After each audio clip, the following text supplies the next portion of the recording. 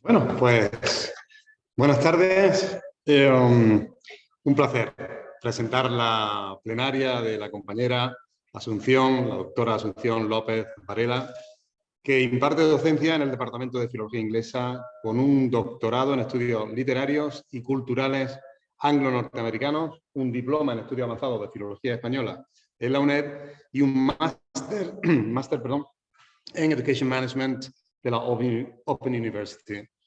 Su investigación se orienta hacia la semiótica cognitiva, los estudios literarios y culturales comparados y la intermedialidad. En 2007 creó el programa de investigación Estudios sobre Intermedialidad y Mediación Cultural, SIM. Además de la investigación teórica, el programa incluye varios proyectos y actividades financiados por diversas entidades, recursos docentes en acceso abierto, la Victorian Web en castellano y 2 revistas de investigación y creación literaria, Journal of Comparative Literature and Aesthetics y el Journal of Artistic Creation and Literary Research. En la actualidad, la doctora López Varela es subdirectora del Departamento de Estudios Ingleses de la Universidad Complutense de Madrid y en 2017 se convirtió en la primera presidenta de la Sociedad Europea de Literatura Comparada, European Society of Comparative Literature, cargo que dejó en septiembre de 2019 para continuar ex oficio en el Comité Ejecutivo. Es evaluadora externa de la Agencia Europea para la Cultura, Educación y Comunicación, EACEA, Horizonte 2020, y colabora con la Fundación Española de Ciencia y Tecnología, FECIRT. Participa también como evaluadora en diversos otros programas internacionales y es coordinadora de la Complutense Eurasia Foundation Seminar Series para el fortalecimiento de las relaciones culturales entre Asia y Europa, programa financiado por Eurasia Foundation. Desde 2021 es vicepresidenta de la unidad REA A2 de la Comisión Europea, becas postdoctorales europeas Marie Sklodowska-Curie, Ciencias Sociales y Humanidades SOC. Es para mí un placer y un honor presentar a la compañera, a la doctora López Varela, en su presentación de esta mañana. Muchísimas gracias. Muchas gracias. Muchas gracias, José Luis. Bueno, muchas gracias al equipo de Common Ground. Y bueno, veréis que tengo la charla, el PowerPoint en inglés, porque como a veces tenemos una audiencia mixta, me va a costar hacerlo en español porque ya os digo, yo vengo del departamento de inglés, siempre doy todas las charlas, escribo en inglés, siempre todos en inglés. Así que bueno, igual me sale Spanglish así de vez en cuando. Bueno, pues os quiero hablar un poco de cómo podríamos vincular de alguna manera las humanidades o llevarlas hacia el tema de la sostenibilidad a través de las nuevas perspectivas neomaterialistas. Hay bastante investigación, empieza a haber mucha investigación sobre cómo no nos estamos preocupando, no nos estamos prestando atención desde las humanidades a los aspectos materiales, por ejemplo, en este caso, pues la piedra, ¿no? Entonces, quería poneros el ejemplo del silicio, porque vamos a hablar de una autora australiana que hace net art, hace 3D y videojuegos. Y bueno, pues voy a intentar vincular un poco todas las aplicaciones, dijéramos, del silicio a lo largo de la humanidad, en un resumen muy rápido, hasta llegar a lo que es los lenguajes de programación, ¿no? Entonces, bueno, tenéis en la primera diapositiva cómo la charla está marcada dentro de lo que se llama los nuevos materialismos, ¿no?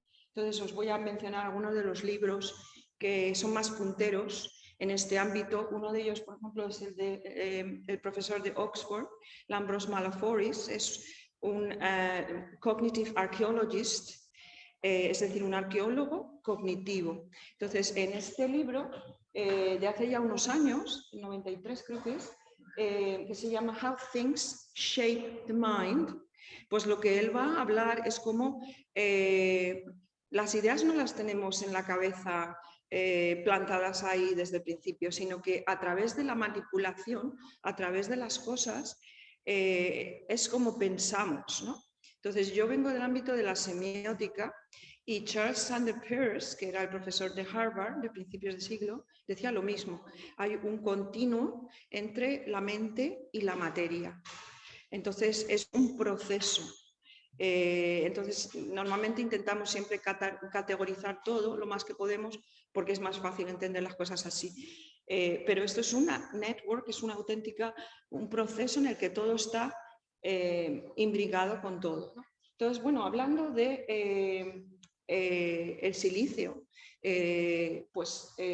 tenemos que recordar, por ejemplo, empezado, por supuesto, estamos en Rodas, ¿no? Y desde la antigüedad, Platón, Aristóteles, nos encontramos con una visión, antes hablábamos de la visión holística, de una visión en la que todo está relacionado con todo. Entonces, cuando Platón en el Timeo explica la creación del mundo, lo hace a partir de los elementos y a partir de los elementos químicos crea toda una cosmogonía y una metafísica también, ¿no? Entonces, intenta explicar la realidad presente y futura incluso, ¿no? Crear una proyección. Entonces, bueno, dentro de todos los elementos, pues tenemos uno, que es el silicio, que es interesante porque ha sido sustrato durante siglos para las formas de conocimiento, para la escritura y también para cada vez formas más abstractas de conocimiento, ¿no? Entonces, bueno, pues era una herramienta que se utilizaba para distintos propósitos. Ahí tenéis algunas fotografías, pero, como os decía, a través de las nuevas teorías, por ejemplo, de Malaforis, etcétera, pues se está viendo cómo la manipulación material pues, va a tener un impacto muy importante en el desarrollo de las facultades cognitivas, ¿no? Era sustrato para la escritura, se utilizaba, por ejemplo, para los elementos que señalaban los lugares de enterramiento, de donde viene la palabra semiótica, eran los sema en griego. Entonces, la palabra semiótica viene de ahí, de esos lugares de enterramiento, de memoria, si queréis. Y luego, pues empieza también a utilizar, es muy interesante porque el sema en griego se empieza a utilizar vinculado a la tecnología, en Homero, etc. Empieza a señalar también los instrumentos tecnológicos de los dioses. Por ejemplo, el tridente de Neptuno, el rayo de Zeus, etcétera, que eran pues, algún tipo de herramientas tecnológicas, y también se empieza a utilizar ahí eran los signos de la presencia de los dioses, de alguna manera, ¿no? Entonces, esa es la etimología de sema y muchos de estos signos, como os decía, pues tenían un sustrato material vinculado al silicio, ¿no? Entonces, bueno, el último comentario, lógicamente, pues el silicio hoy en día vinculado pues, a todo el soporte digital que utilizamos, ¿verdad? Voy a pasar a la siguiente. Bueno, entonces os explico un poco la metodología que os estaba comentando. Entonces, esta metodología es una metodología que va ligada, luego llegaremos y lo vais a ver más claro cuando veamos el ejemplo, va ligada a las nuevas visiones neomaterialistas, pero también a lo que se llaman las poshumanidades. ¿Qué son las poshumanidades? Pues es pensar más allá del ser humano. De la visión antropológica vinculada al hombre. Entonces, integrar las cosas, integrar los animales, integrar las plantas, esa es la visión poshumanística, ¿no?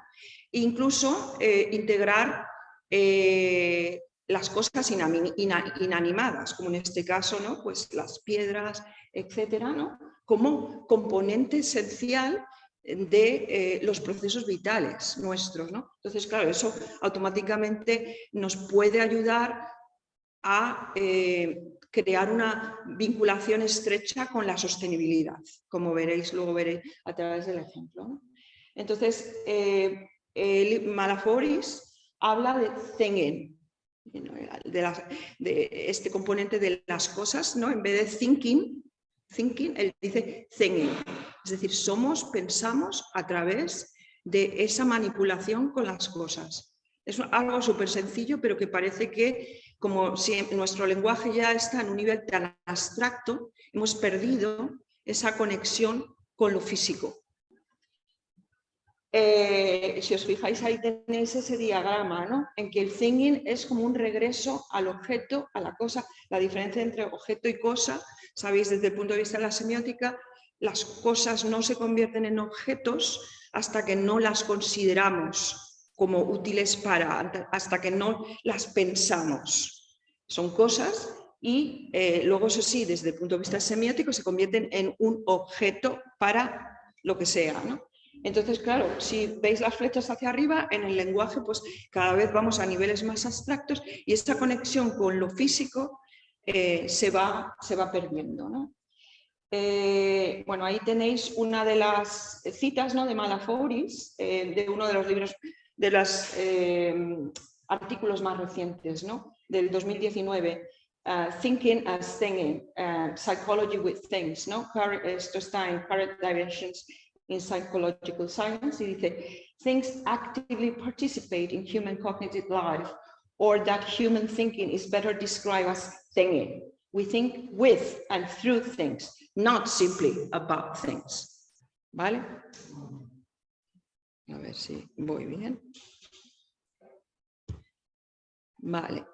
Bueno, pues una breve diapositiva sobre lo que se llama la cognición 4E.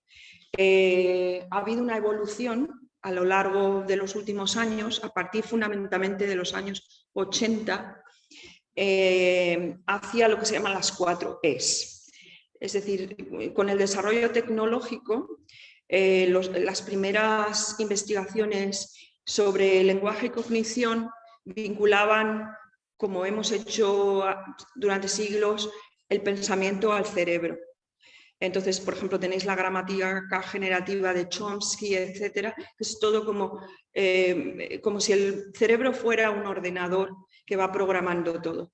Entonces, en los años 80 surge el énfasis en la primera E, que sería, por ejemplo, a través del libro de Laycock and Johnson famoso, Metaphors We Live By, lo que llaman el embodiment.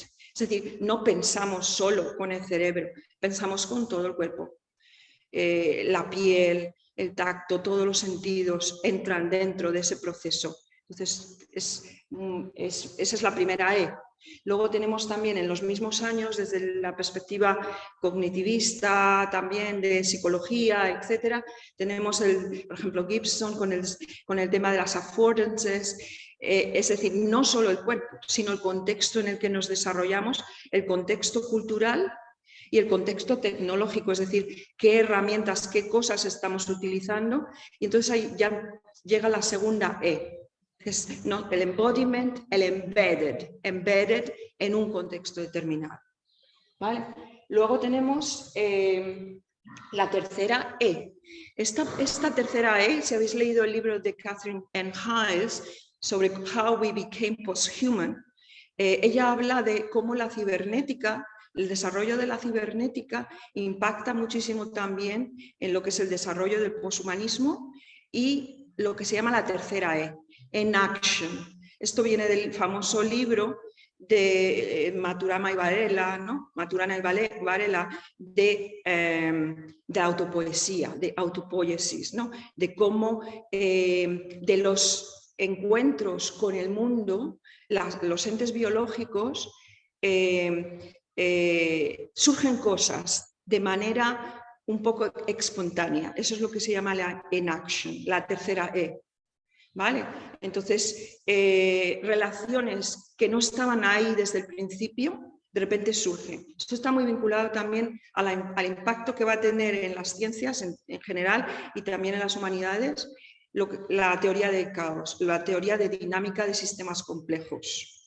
Entonces son sistemas, vivimos en entornos, en sistemas que son abiertos y hay influencias externas que van entrando y que van jugando con los elementos del sistema y surgen cosas nuevas. Entonces también esto estaba muy vinculado a las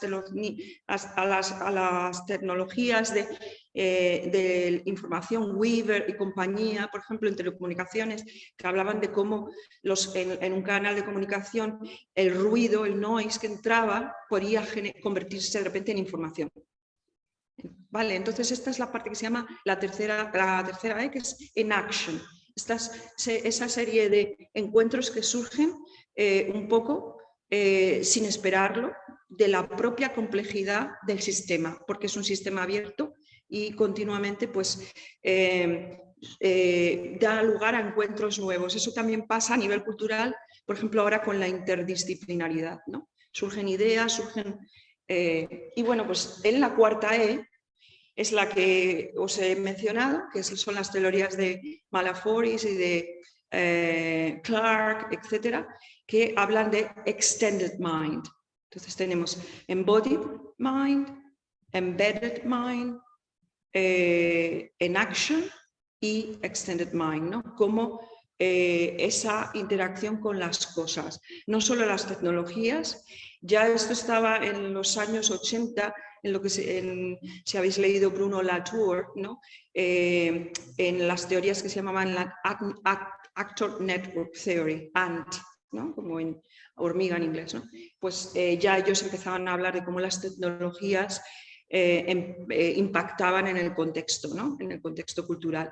Pero en el caso del Extended Cognition la cosa va más allá. O sea, estamos hablando de no solo cosas, no solo tecnologías, sino cosas, una piedra. Vale, entonces, bueno, pues ahí tenéis un poquito algunos esquemas que os hablan de todo esto. Y entonces, bueno, pues un poco volver al silicio, ¿no? Y ver cuántas aplicaciones tiene, ¿no? Si os fijáis, ¿no? Pues desde los circuitos electrónicos a componentes biológicos que nos integraríamos, ¿no?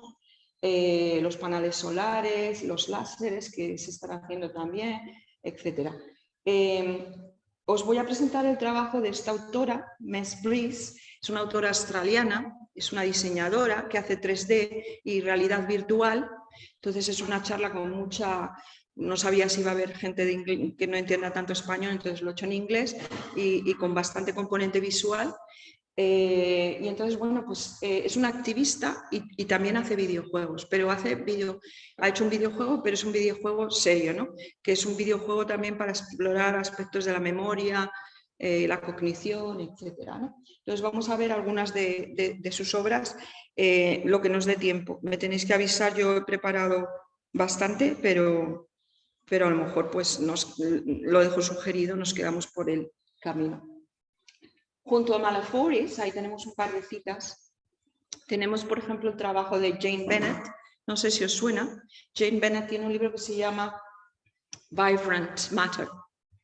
Esto es casi una vuelta, algunos de estos autores, al vitalismo del siglo XIX, de cuando la época romántica y tal, que hablaban del vitalismo y casi hasta el animismo, ¿no? De cómo las cosas pueden tener una vida propia. Se está llevando al terreno de la ecología, por ejemplo, aunque yo no os voy a hablar hoy de el lenguaje de los animales, pero se está haciendo intentando pues, ver cómo se les puede haber una interacción y se les puede dar visibilidad, ¿no? No sé si os habré puesto luego alguna imagen de Derrida, que sería uno de los primeros que ha hecho esto, ¿no? Pero bueno, luego no recuerdo si lo he puesto. Os leo un poquito lo que tenemos ahí. En el caso de Bennett es un resumen y en el caso de Malaforis es una cita. Bennett explains that affections are, se refiere a la parte emocional, ¿no? Affections are transfer of energy from one body to another, including non-human bodies. Insofar as one of the effects of this process can be the emergence of meanings and concepts, we might also expand our understanding of semiosis to include what happens through these transports of affections. Entonces, la categoría de los no humanos incluyen, por supuesto, lo que os decía antes, animales, plantas, cosas incluso inanimadas e inteligencia artificial. Yo os voy a hablar del lenguaje, de lo que hace MesBris, que es dar visibilidad al lenguaje máquina, pensando en que dentro de poco nos vamos a encontrar en una situación en la que vamos a estar conviviendo con robots. ¿Vale? Bueno, y la cita de Malaforis, things act most powerfully at the non-discursive level, incorporating qualities such as color, texture, and smell that affect human cognition in ways that are rarely explicitly conceptualized. Cognition from this material engagement approach is not simply what happens inside the brain, but also what happens in the interaction between a brain and a thing. ¿Vale? Entonces, la teoría de Malaforis se llama MET, Material Engagement Theory, si lo queréis buscar, si no la conocíais.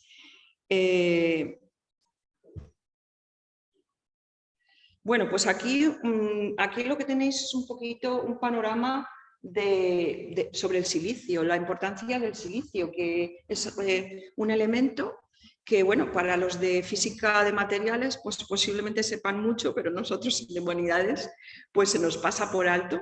Y bueno, pues cómo se está empezando a hacer en humanidades libros sobre piedras, la importancia de las piedras.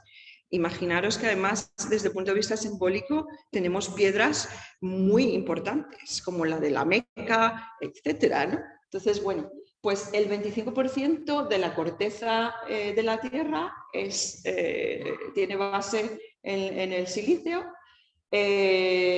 También traerle un poco a Rodas, ¿no? El término significa piedra y viene del griego skiros, que es una isla en la cual además la capital se llama Cora, que es uno de los términos que utiliza también Platón en sus diálogos, ¿no? El territorio de la polis o la ciudad. Y bueno, pues tiene una peculiaridad desde el punto de vista físico, y es que se le dopa muy fácilmente, es decir, se le puede variar el número de electrones y los huecos entre los semiconductores para crear distintos materiales, ¿no? Ahí tenéis un cuadro visual de cómo se hace el doping en el silicio, ¿no? Yo había titulado esta conferencia como que el silicio era la piedra filosofal de la tercera revolución industrial, ¿no? De hoy en día, ¿no? Porque esto permite una transmutación, como antiguamente ocurría, ¿no? Con los alquimistas, ¿no? Entonces, bueno, pues jugando un poco con todo eso, le había dado ese título. Daros cuenta además que, por ejemplo, bueno, os comentaba antes que es parte de este énfasis en los elementos, lo tenemos en el Timeo, y cómo además Platón vincula los elementos químicos a la acción simbólica, es decir, a los grafemas y a las letras en el Timeo, ¿no?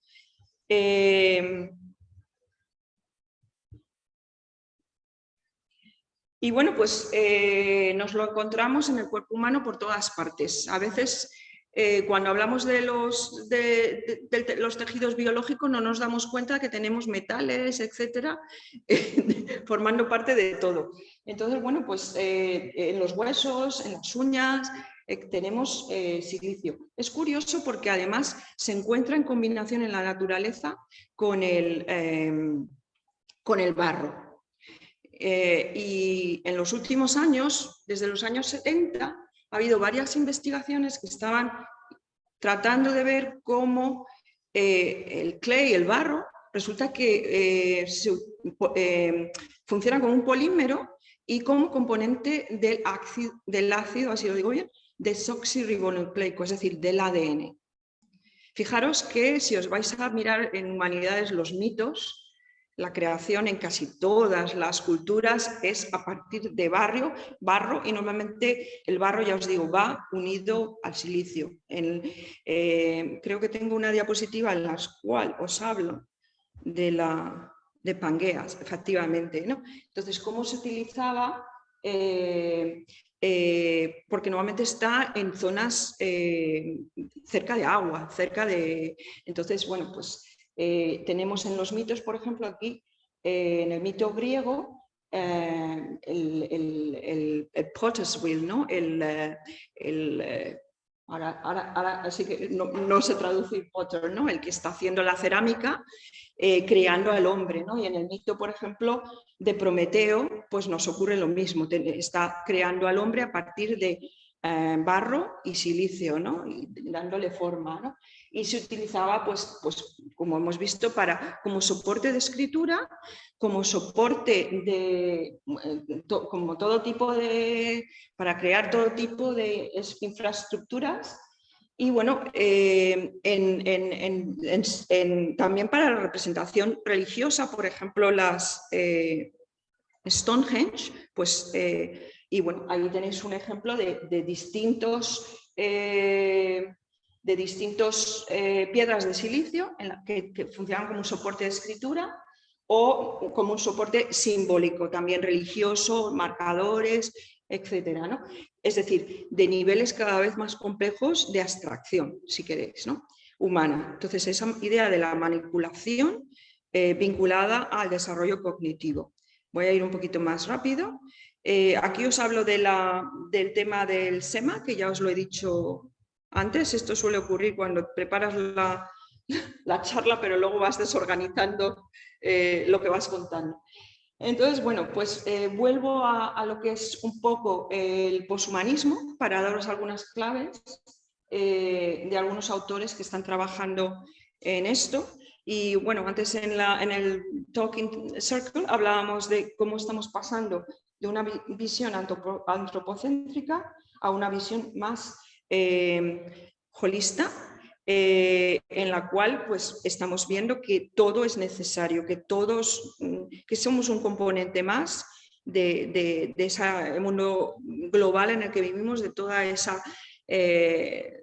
serie de animales, de cosas que nos rodean, ¿no? Entonces, bueno, los primeros, dentro de la recuperación del animal como protagonista, pues tenemos, por ejemplo, el libro de Jacques Derrida, The Animal That Therefore I Am, es uno de los primeros, en el cual hace una reflexión sobre su gato sale de ducharse y después de ver el gato en su casa, pues empieza a reflexionar sobre además sale desnudo, entonces está reflexionando sobre cómo le percibe el gato cuando va desnudo, etcétera. Es muy interesante. Y luego, bueno, pues tenéis el libro de Donna Haraway, por ejemplo. Donna Haraway escribe también sobre cyborgs desde la perspectiva feminista, pero en concreto en este libro que se llama When Species Meet, ¿no? Cuando las especies se unen, ¿no? Entonces, bueno, pues tenemos este componente también de intentar darle visibilidad a los animales, a las plantas, etc. Narrating Non-Human Spaces. Este otro, por ejemplo, pues cómo dar voz a lo no humano, a todo lo no humano. O este de Non-Human Turn, también de Richard Grusin. Richard Grusin escribió con Bolter un libro muy famoso que se llama Remediation, y luego fijaros que Grusin se ha ido más hacia la parte no poshumanista, a estudiar todo lo no humano, etc. Bueno, entonces es un poquillo de aquí, os he puesto otra vez, voy a saltar algunas cosas por no alargarme sobre el silicón, pero bueno, como esto además se queda grabado, pues podéis volver a ello, ¿no? Entonces, bueno, vamos a ver el trabajo de Max Briggs,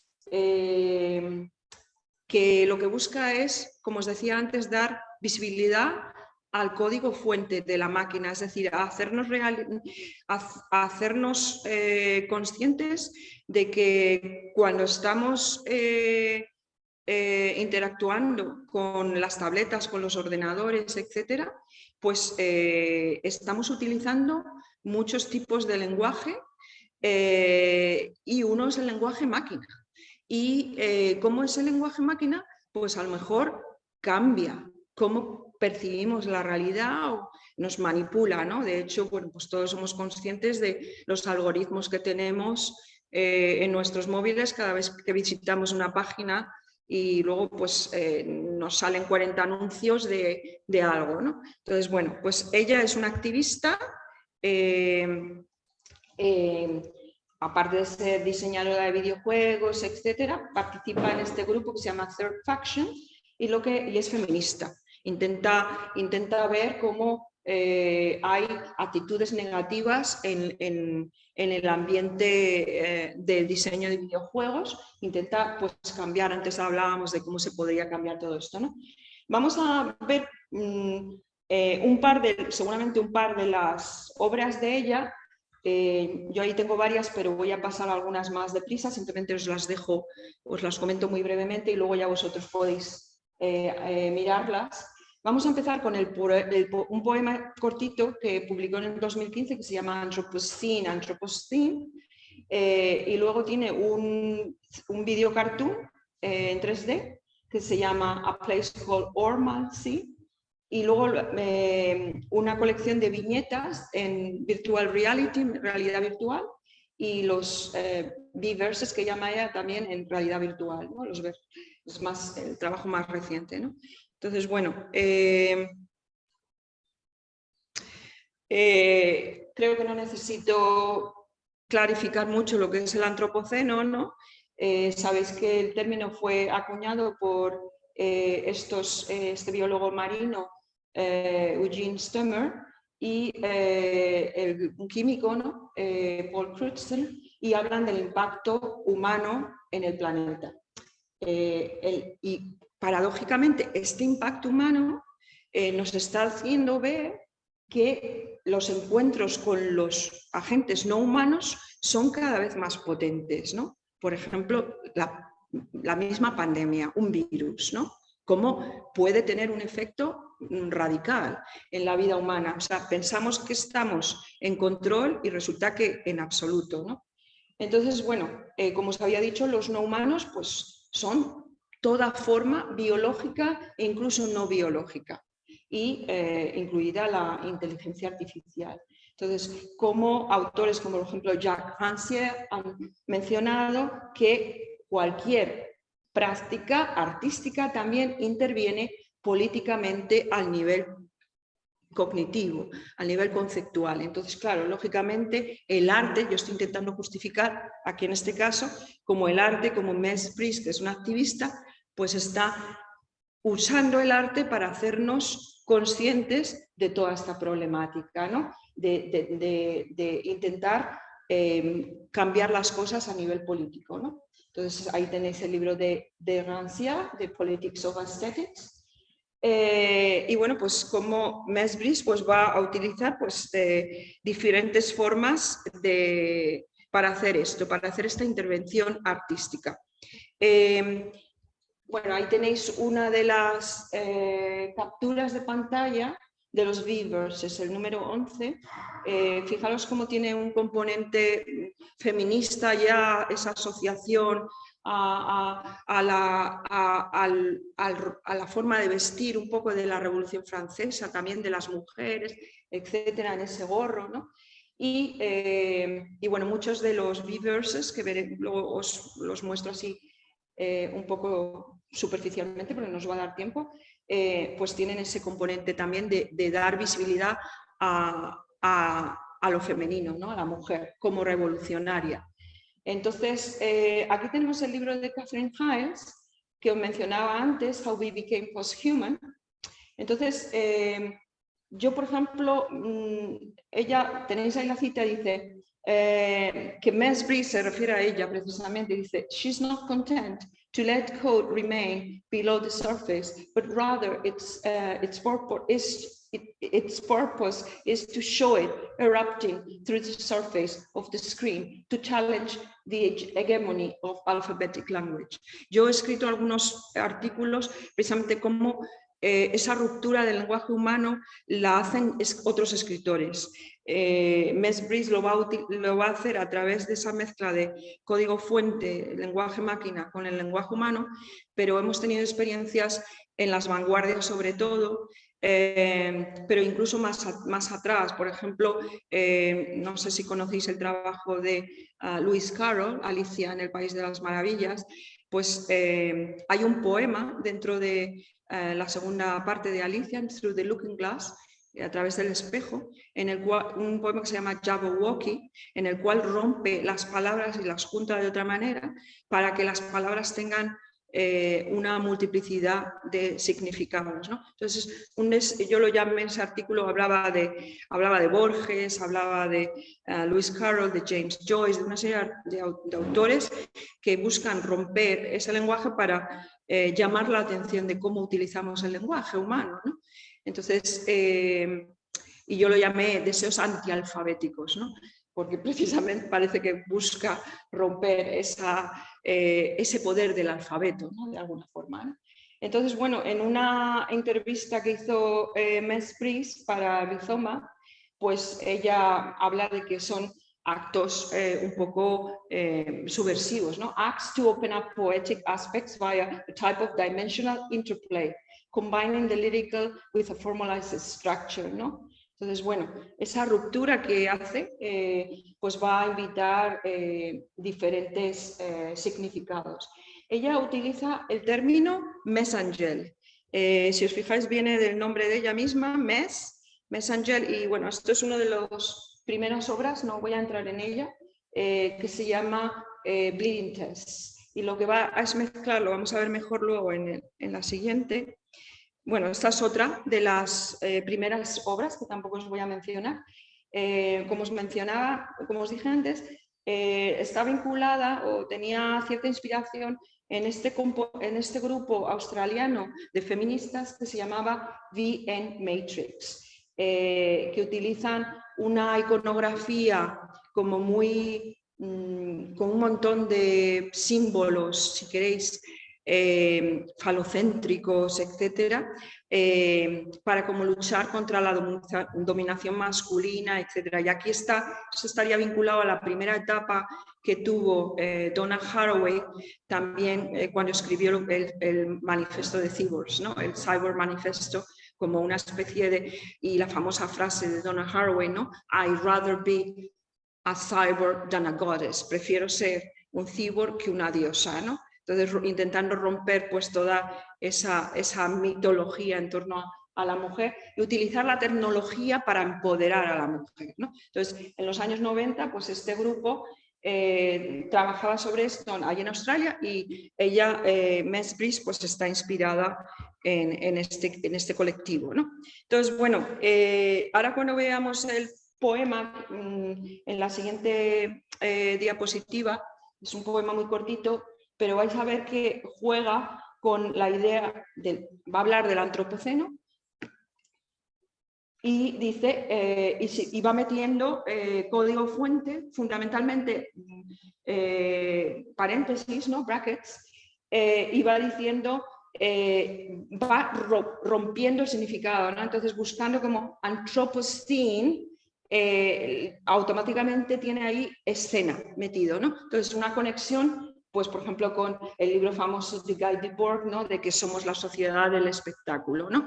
La idea de que todo hoy en día nos llega a través de pantallas y nos llega como espectáculo, ¿no? Entonces, y Anthropocene, ¿no? Jugando con lo obsceno también, ¿no? De la idea del voyeur, de cómo estamos mirando todo a través de, como si fuéramos un voyeur, ¿no? Entonces va jugando con todas estas palabras.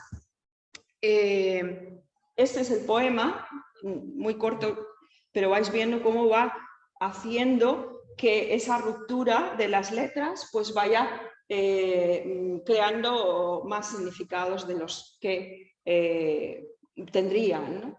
Entonces, bueno, no voy a analizarlo porque tengo nada más que 5 minutos, pero bueno, para que os hagáis una idea. Hay un she también, es decir, mete lo femenino dentro del poema, ¿no? Veis la primera línea, anthropomorphically screen, ¿no? La idea de todo a través de las pantallas, y termina con anthropocene, ¿no? Lo obsceno, ¿no? Entonces, bueno, pues este sería uno de los primeros trabajos. Y bueno, como os decía antes, pues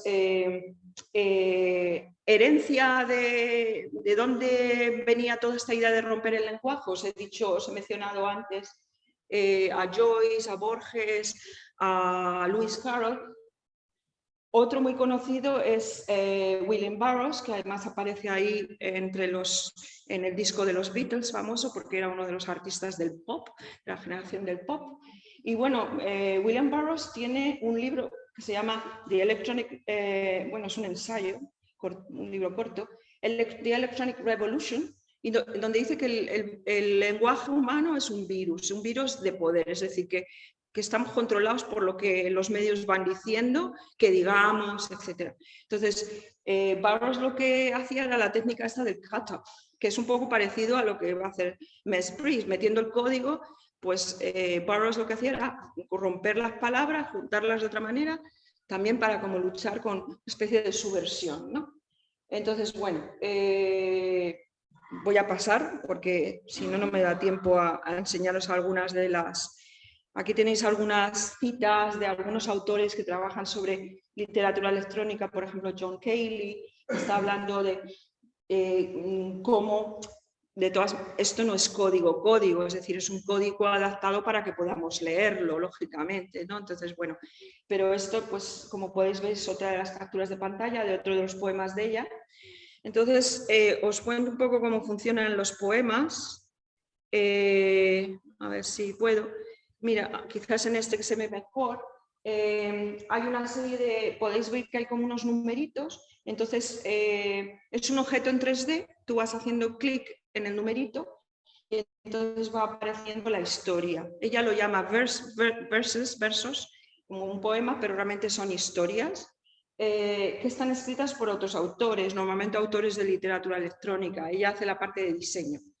Y entonces, bueno, pues es muy interesante porque las figuras son, aparte de esa ruptura del utilizar el Mesangel, las figuras son antropomórficas, pero llevan ahí una mezcla sugerente también de animales, de entes un poco extraños, ¿no? Esa idea del poshumanismo que mencionábamos antes, ¿no? Entonces, bueno, esa sería una de las obras. Luego tiene esta, se llama A Place Called Ormancy, que parece un cartoon para niños, pero os pongo la siguiente, que se ve. Estas son las capturas de cada una de los capítulos que formaría parte de este cuento, y es un poco George Orwell 1984. Vale, tenemos un personaje que es Mr. Ormal, que suena como normal, Mr. Normal, que es un poco un personaje arquetípico que trabaja en una fábrica de zapatillas de plástico. Y entonces vive al lado del parque y tiene mucha conexión con los animalitos del parque y tal. Y ahí lo que va pasando es que la fábrica cada vez se hace más potente y va dominando todo el entorno. Al final a los animales los encierran y la fábrica se va extendiendo, y bueno, al final pues no os lo cuento, si queréis echáis un vistazo, pero bueno, hay cada vez pues una asimilación, y al final, hablando del tema emocional, Mr. Ormal va perdiendo su capacidad, hablábamos antes de soft skills y de habilidades transversales, va perdiendo la capacidad de pensar, de hacer reflexiones críticas y la capacidad empática finalmente, ¿no? Dice al final la historia, dice he hears the animals cry and feels nothing. Y al final, poco a poco, el sistema le va comiendo. Luego tiene las viñetas, que es otra colección de proyectos de realidad virtual que funcionan como los versos que os había mostrado antes. Y yo creo que voy a terminar con esta, porque ya estábamos al final de la hora. pero igual tiene una serie de numeritos y vas leyendo la historia. Y en este caso la historia es cortita, os la he puesto aquí. Y este es de 2018, ha tenido muchos premios esta chica, y por supuesto es sobre las abejas y la importancia de las abejas, ¿no? Y vais a ver que es muy activista y os voy a dejar que hagáis vosotros el comentario. Yo voy a acabar, lo leo y luego en lugar, también podéis hacer preguntas, ¿no? Pero os dejo que me digáis qué os sugiere, ¿no? Dice, imagine a sculpted bee nest, a nest earth clay molded, a nest shape sculpted under a generous sun, a nest weather drunk, tethered through the sky unto the earth suspended, a nest warmed by gentle breath, calming hands, a nest for comforter bees, both green and golden green. Now, don't imagine, do. Lo dejo ahí y bueno, pues muchas gracias. Ahora os pongo alguna imagen más, pero lo voy a dejar ahí porque ya me ha alargado. Bueno, yo creo que está bien terminar ahí porque voy haciendo el análisis de Don't Imagine. Bueno, aquí tenéis otras obras de ella y fijaros cómo también utiliza pues morfología como si fuera una célula mezclado con una especie de robot, o sea, todo como muy poshumanista, no humano, ¿no? Luego tenéis este también, así como un poco como fantasmagórico. Ahí tenéis alguna cita de Latour que os he mencionado antes. It's really a matter of defining the human, anthropos, form, morphos, of a non-human and deciding on the limits of its freedom. Está hablando de Latour en este Aramis of the Love of Technology, ¿no? O sea, también esa visión de lo poshumano que os quería mostrar. Utiliza, pues eso, esa mezcla de entidades. En algunos casos tengo uno que es muy claramente como de reciclaje incluso, fenómeno, fijaros que parece como si fuera lo de la apertura de una lata de cerveza o algo así. Y bueno, aquí tenía una reflexión sobre los que venís de letras, de literatura y eso, Shklovsky, del formalista ruso, que hablaba de cómo el arte tiene que crear un efecto de familiarización, de sacarnos de lo cotidiano para como espabilarnos un poco y hacernos cuestionar las realidades, ¿no? Entonces, bueno, pues tiene también pues, el trabajo de Mesbris ese componente de familiarizador, ¿no? Esto lo dice Shklovsky en este trabajo, Art as Technique, fijaros como, además muy formalista, es decir, como técnica, ¿no? El arte como técnica. Y bueno, pues poco más. Este es el videojuego que tiene, que se llama All the Delicate Duplicates y también ha recibido bastantes premios. Utiliza Messenger, si lo veis ahí la letra, es decir, esa mezcla entre los paréntesis, rompiendo las palabras y tal, y es un juego donde son los objetos los importantes. Es un juego psicológico en el cual pues estás en una casa en varios tiempos, en varias realidades y tienes que descubrir qué es lo que ha pasado. Ha habido un trauma, ha pasado algo, es una familia y bueno, a través de los objetos, es decir, un ejemplo de thickness que hablábamos antes, pues irías descubriendo toda la historia, ¿no? Los objetos dando voz a la narración, ¿no? Y bueno, pues luego os pongo aquí la bibliografía por si alguien necesita las referencias, pero yo creo que acabamos con el Don't Imagine y los comentarios que queráis hacer. O sea, no sé si os suena algo esto de el Imagine, el Don't Imagine. Imagine, si os recuerdo el poema empezaba Imagine a nest, tal, tal, tal.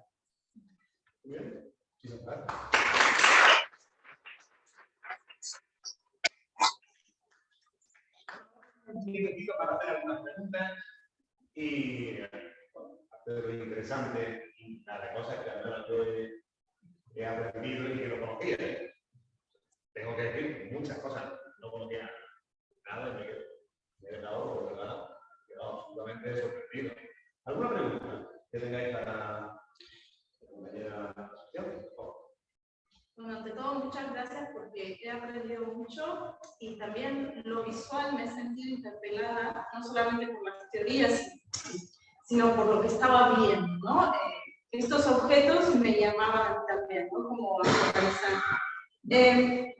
No conocía a Max Frisch y la verdad es que me ha encantado ver un poco lo multifacético que es, lo que ella presenta. Y cuando presenta esto de The Place or Moxie, Mr. Moxie, creo que aquí nos está presentando lo que ha aparecido con la pandemia, que es la fatiga por compasión, ¿no? Que ha aparecido mucho en médicos, enfermeras, en comunicadores que estaban comunicando tanto el tema de la muerte, ¿no? Esto de cuando él ya no quiere escuchar, esto es cuando, bueno, me he expuesto tanto, ya no puedo elegir, he perdido mi humanidad, me he deshumanizado, ¿no? Entonces me recordó a esto que también la pandemia ha traído, ¿no? Y en cuanto a este poema que nos pedían, ¿no? de tomar en cuenta, cuando lo leí es un llamado a la acción, ¿no? Deja de ser un observador y pasa a la acción. Y también lo que ella está haciendo aquí lo asocié con el teatro del oprimido de Augusto Boal, que invita a las personas a dejar de ser espectadores y tú puedes actuar. Empezamos a hacer, para salir de la opresión, pasamos al teatro del oprimido, ¿no? Como una parte de call for action, ¿no? Esto de deja de imaginar, pasa a la acción. Pero luego, cuando repetiste la palabra imagina, me fui a John Lennon, ¿no? Of course. Entonces, claro. Ahí, pero lo primero fue pasamos a la acción, pero luego nosotros ya teníamos, y ese mensaje era en otra, ¿no? Como esto de la paz, etcétera. Pero aquí pasamos a la acción. Claro. Pues gracias, sí, muy perceptiva. Lógicamente, como además estás trabajando en psicología, se nota. Efectivamente, muy John Lennon. Acordaros de la canción Imagine, There's No Countries, Imagine. Y ella te está diciendo, el título es Don't Imagine, Do. Te está diciendo, deja de imaginar. Es hora de pasar a la acción, efectivamente. Y hay una coherencia en todas las obras de ella en esa línea. Es muy activista en ese sentido. Me ha encantado tanto que tengamos esto antes en esta muchas de la percepción de lo que nos ha dado. Sí. El de las abejas, por ejemplo, que es muy cortito, ese tipo funciona bien, por ejemplo, en docencia en secundaria y sobre todo además como si entráis luego, si la buscáis en internet, a Max Frisch es decir, tú manipulas y el objeto y está en 3D y puedes mirarlo como desde...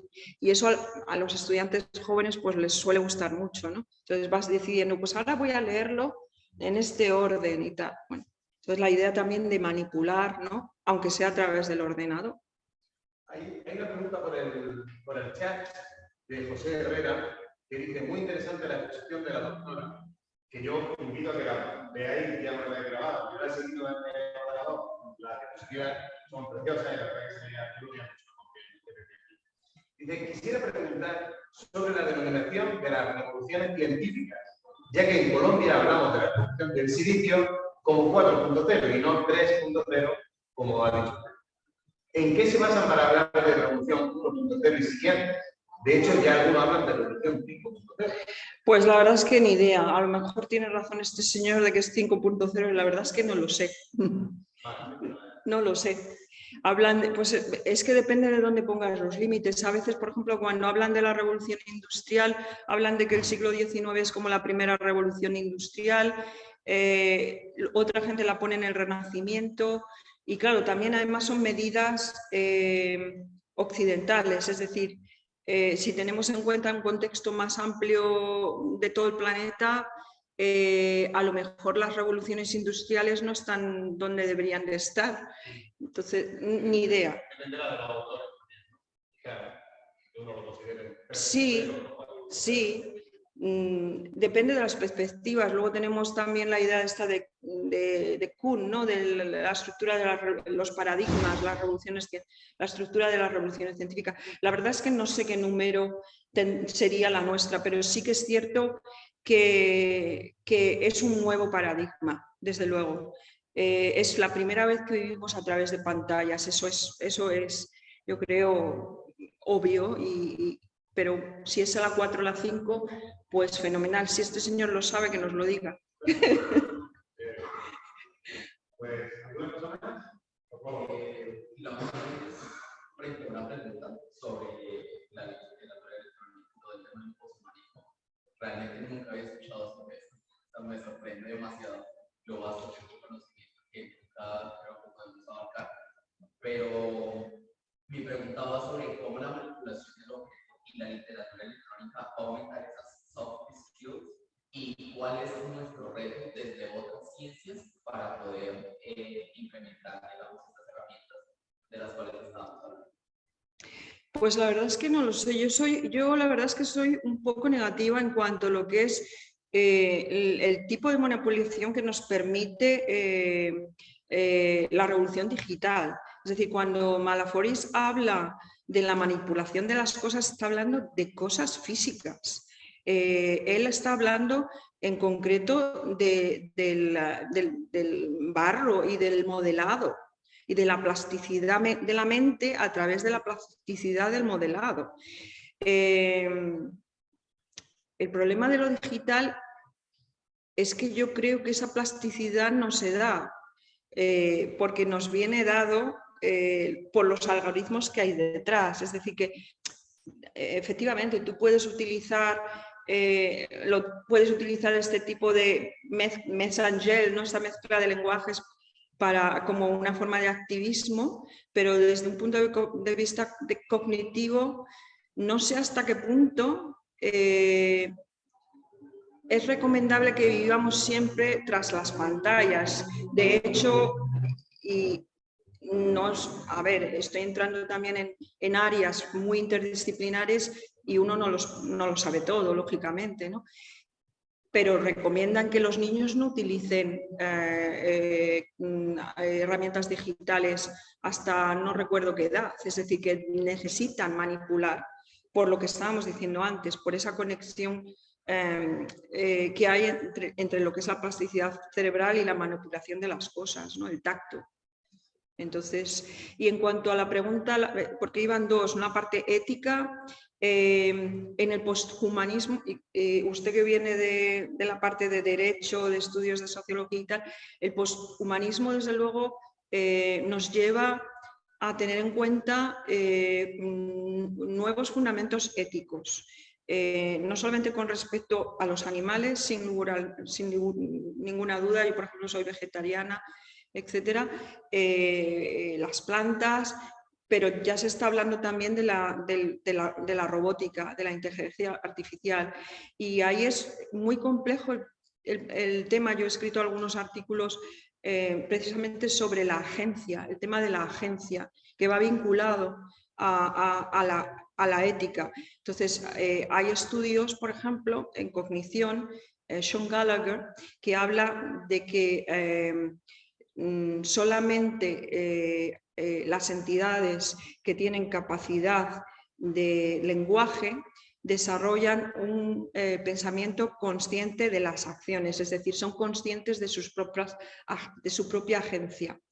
Los animales, por ejemplo, hasta cierto punto, determinados animales pueden a lo mejor ser conscientes de que están realizando la acción en este momento, pero no en el tiempo, es decir, no tener una concepción, es lo que llama Gallagher el minimal self, habla del narrative self y del minimal self.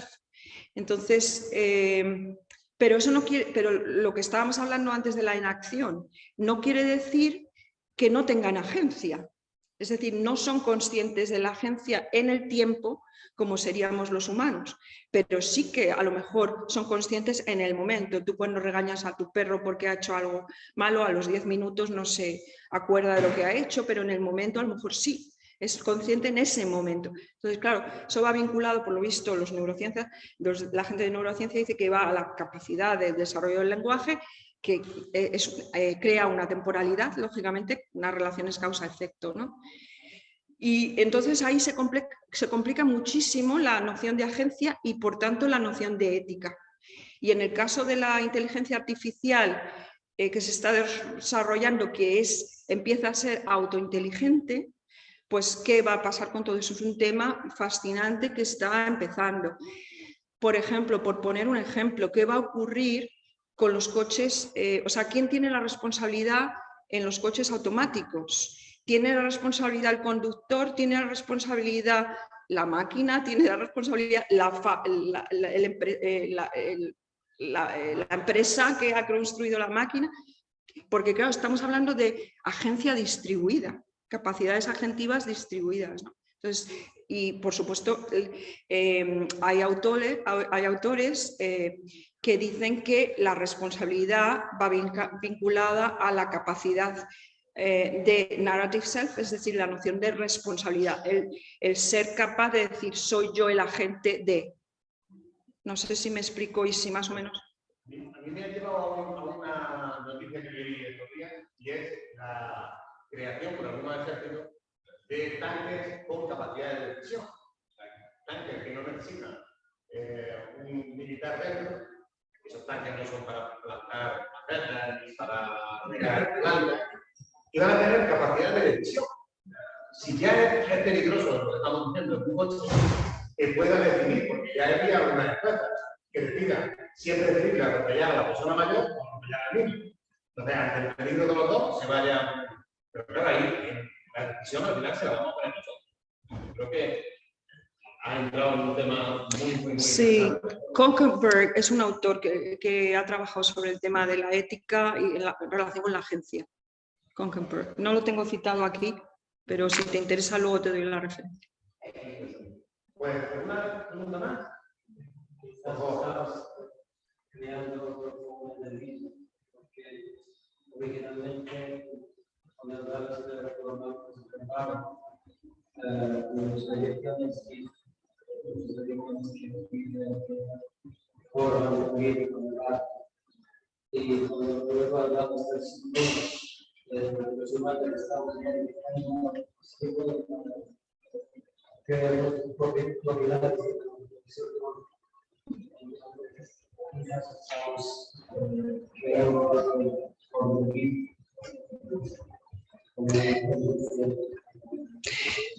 no lo sé, yo. Gracias.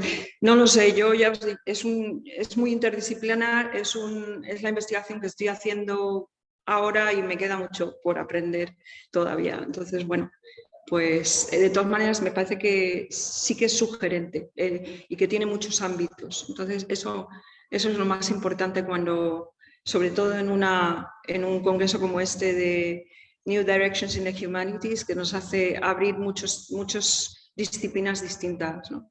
Entonces el propósito era ese, ¿no? Inspirar un poco. Muy bien, por la doctora Lapapalero, creo que de nuevo supera las expectativas, siempre va un paso por delante y agradecido de verdad por la... Muchas gracias, José Luis, que es muy generoso. Nada, un fuerte aplauso. Muchas gracias.